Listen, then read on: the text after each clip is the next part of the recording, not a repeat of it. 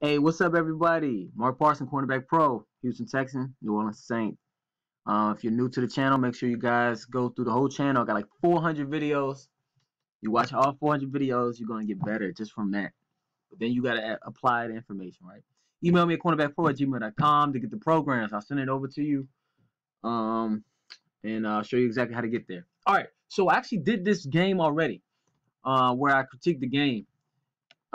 New England's up. This is literally the last 4 minutes, 23-0 against the Falcons. Now, I didn't really get. I had to rush through it when I did this one, so I wanted to go back and talk about this play because if you're a shorter cornerback, which I am, right? I'm 5'9", flat. You really got to. Anytime you get a chance for a jump ball, you have to show out. Okay, so number one, obviously be in shape. Make sure you work on your vertical. But a lot of times, it's not really about the vertical per se. It's about positioning. So, tip for today: make sure you go back, especially young guys. You probably don't even have a clue who this guy is. He's one of the greatest basketball players of all time. Undersized for the position, but great hustle, and he knows about body positioning. And his name is Dennis Rodman. So if you don't know who Dennis Rodman is, you young guys, go back and watch all Dennis Rodman highlights and watch a couple games too. Man, this dude was a rebounding master. He's going against guys who are 7 foot tall. He wasn't 7 foot tall. He wasn't even the biggest guy, but he knows how to get in people's minds too. All right, but he knows how to use body positioning and hustle. So we're gonna go over this first. I'm gonna let the clip play, and you can see exactly what I'm saying. It's Malcolm Butler versus Julio Jones down in red zone. Jump ball.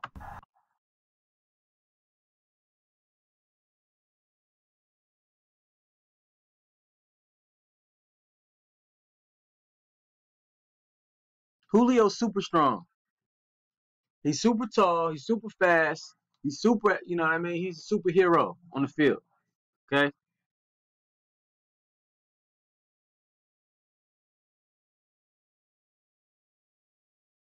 All right.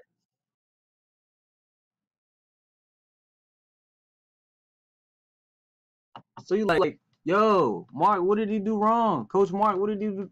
All right. So look, let's go over it. Actually, I'm gonna let that play, and then we're gonna go from the start of the replay.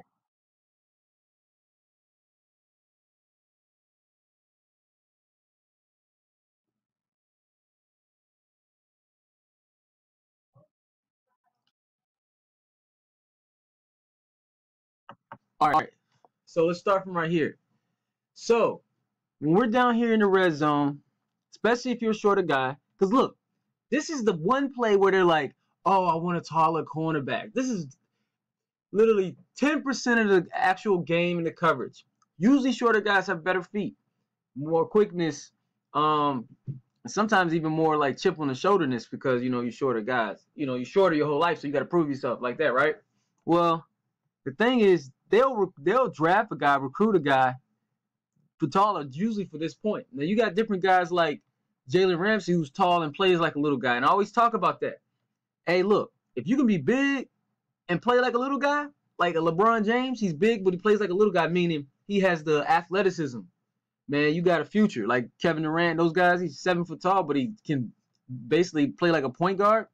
So you see what I'm saying? So you guys who are tall and big, if you can get the mindset and the athleticism as a shorter guy, man, the sky's the limit for you because that's what they're looking for. But us, okay, we have to be really good in these situations. So number one, we're obviously a press man. So what is the higher percentage throw pass to make right here? Well, obviously it's a slant. So don't get beat on this slant. You cannot get beat on this slant. Okay, that's number one. Don't get beat on the slant. It happened to me. We were playing Wyoming. I had an amazing game when I was in college. Amazing game. This dude, he motored his feet forever. Got me to kind of hop outside and then hit me right there and they won the game. All right, that's a terrible feeling. I'm giving you a heads up. Don't get beat on the slant. Number one. So obviously, be more a little bit harder, shade inside, and don't hop outside if he does any moves. Now, one thing that I saw from Malcolm Butler right here, I see that he has his eyes inside.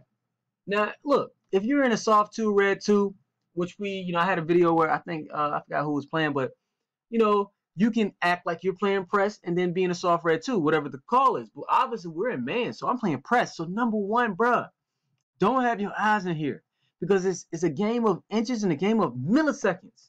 So that little bit of looking in here too long, when really your eyes should be on this guy's waist, especially how quick he is, can mess up your positioning, and I'm going to show you that.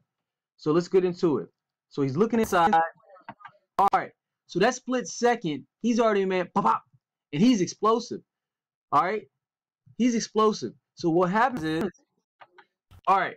So right here, this is what you're supposed to do, meaning you definitely want to look towards the receiver. So you guys who ask me, it's like, what do you mean by look towards the receiver? In certain, when you're guarding a guy and you're on him, some guys turn this way, but I have a video where I talk about when to turn towards the receiver to look back for the ball and when to look the other way. This is the time where you look towards the receiver. You know it's possibly going to be a jump ball. The issue is he's not in great positioning. Okay? So look how he kind of has, how Julio kind of can push off right here. He's like on this back side of his shoulder. If he would have been looking at the receiver for that split second and his eyes been glued on the receiver, he would have had a better shot to be in a little bit better positioning, meaning kind of a little bit more this way. Like maybe like on a level playing field, but kind of now he's kind of behind him a little bit. Now here's what I want you to see what Malcolm Butler does after this. So you still it's not great positioning, all right, but it's still decent. Now watch this. All right. So we always know that when a guy's on the outside, usually he can kind of push off you and jump off you, use you as leverage, right? Now, you don't want to turn your back fully to him. Because what receivers like to do, all it takes is a little nudge, okay, when you're about to jump. And they can leverage off of you, and then it can kind of stop your jump, right? It can kind of mess up your jump. So what you want to do is you still want to stay kind of turned to him. So if you can't make the pick, you can at least knock it out, knock the ball out. So you still want to keep that leverage to where you're still side by side. It's like I talk about when a guy catches a punt. I'll give you an example. My buddy, I remember Brandon when he was playing. I was watching him play LSU. He's playing receiver, and he was fresh. He was new, and it was a big lights and stuff. And it's like when the ball's, a deep ball's thrown to you. You ever seen a guy like he'll turn fully around and he starts kind of like walking backwards or like almost like backpedaling, and then he loses his footing. He can't jump as high.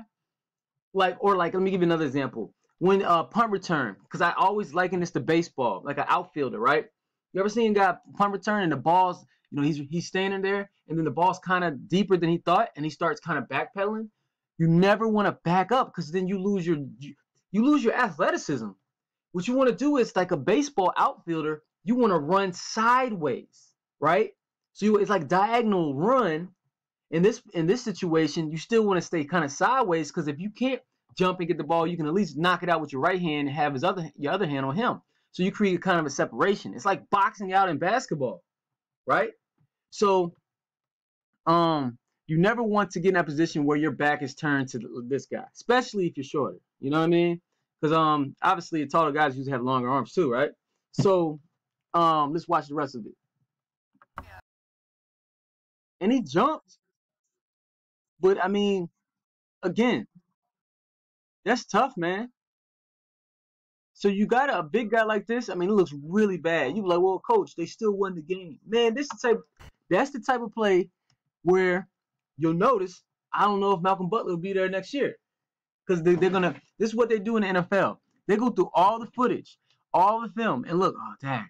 Hey, Coach Belichick, I think we may need a taller, more athletic cornerback out there because of this play right here. And you be like, Daddy, they won the game. They don't care. They're always looking for somebody better, cheaper, okay? Somebody better, cheaper, and I don't know Malcolm Butler, so, I'll say less mouth, but whatever. So you got to make that play. Understand your strengths and weaknesses. Obviously, you're a shorter guy. So right there, again, let's go back to it. So make sure you're looking at the receiver because that split second. I know there's no point for you to even be looking inside and press man. In zone, yeah. And then, another thing, look at this. He's looking back too early. Man, that's messing up his positioning. Remember, in press man, your eyes need to be glued to his waist because that's when he gets that little positioning. All right, do you see that? That's the positioning I'm talking about. He got him. So now you can kind of do a little push off depending on where the ball is. And then stay right there. Don't turn around. Because right there, if you stay right there, right here, he looked back a little bit too early. And then kind of stay right there. So because look, you can jump higher. And if you stretch out one arm, play through his hands, you can knock that down. Guess what? You guys win 23-9, 23-9, and everybody's like, oh man. But now he got a bad taste in his mouth because he got mossed. No cornerback likes to get mossed. So at the end of the day, you got to break this up. Okay? Just like I said, you got to make sure your eyes are right at the beginning. And make sure you box this joker out. Squeeze even harder. Be more physical. Because look, another thing about the eyes. He really didn't have a chance to be like physical at the line. Okay? Because his eyes are there. So it's like it's no disruption of time. You know what I'm saying? So hopefully you guys learn from that. I wanted to get in depth with that because the last time I made that video, I had to hurry it up because I didn't have much time on my editing software. So yeah. But make sure you guys hit me up hopefully you guys understand that, number one. If you don't, email me at cornerbackpro@gmail.com. Ask me the questions. Hopefully I can get back to you. I get a lot of emails every day. And make sure you ask for the program. Show you how to get that. All right, guys. So holla back. Hey, I'm gonna be posting some of my interviews. These interviews you definitely need to listen to. Every single person. You need to share these with your teammates, with your other homies who play ball. I'm gonna post 5 of them today. Nah, maybe 5 today. I'm gonna post all 5 today. Forget it. So you need to listen to it, man, because it's gonna inspire you and it's gonna teach you exactly what some things to do and learn from other people. Like, experience is the best teacher, but sometimes you don't have to experience it yourself, right? You can learn from somebody else. So that's my goal for that. It was gonna be on my GoProFootball.org podcast. So I'm gonna put it on my YouTube too. All right, so y'all can get better. So make sure you check that out. Peace.